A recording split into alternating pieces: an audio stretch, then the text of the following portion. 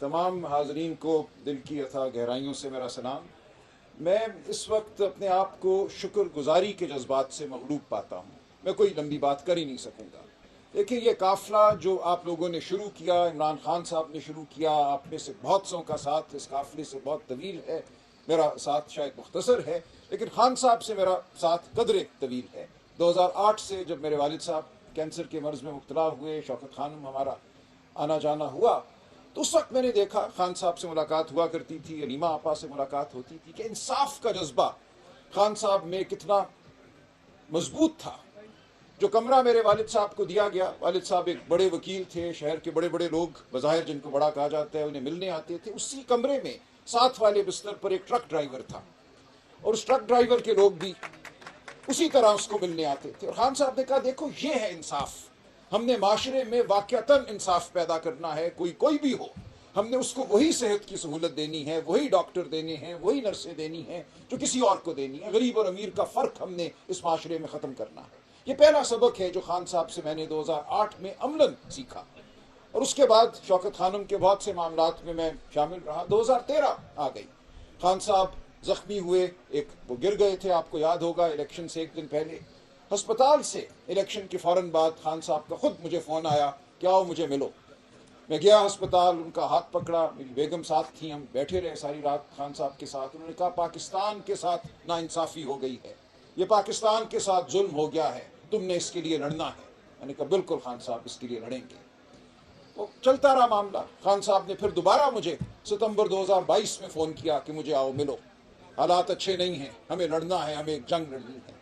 تو آج میں آپ سے یہ عرض کرتا ہوں کہ خان صاحب کا حکم تھا، وہ جنگ ہم لڑ رہے ہیں، لیکن مجھے اپنے دل کی گہرائیوں میں، ہڈیوں میں، خون میں یہ عزم دوڑتا نظر آتا ہے کہ فتح بالکل ہمارے سامنے کھڑی ہے۔ مجھے اس بات کا یقین ہے کہ جو ظلم اس وقت اس ملک میں برپا ہے، جو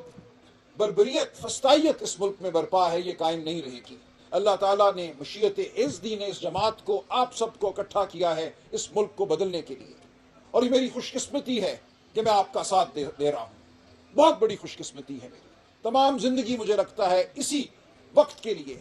اسی کوشش کے لیے، اسی کاوش کے لیے میں نے صرف کی۔ 33-34 سال جو وکالت میں گزارے، اس سب کا مقصد صرف یہی تھا کہ جب وہ لمحہ آئے پاکستان کی تاریخ میں، ہماری قوم کی تاریخ میں، جب ہم دست قاتل کو جھٹک دیں گے، جب ہم اس ملک میں واقعتاً مساوات کا نظام قائم کریں گے، انصاف کا نظام قائم کریں گے، جہاں عورت مرد دونوں کو یکسر مساوی مواقع حاصل ہوں گے، رنگ نسل کی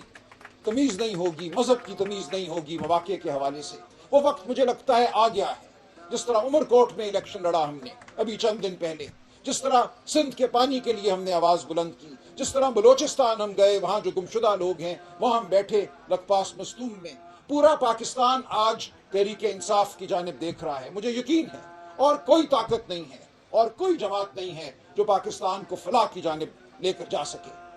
تو میری آپ سے یہی گزارش ہے کہ ہم سب خوش قسمت ہیں، ہم سب کو ایک بہت بڑا موقع مل رہا ہے پاکستان کی تقدیر میں اپنا حصہ ڈالنے کا۔ تب اور کوئی گنجائش نہیں ہے، کچھ اور ہم کر نہیں سکتے، ہماری شب و روز اسی کام کے لیے اب وقف ہیں۔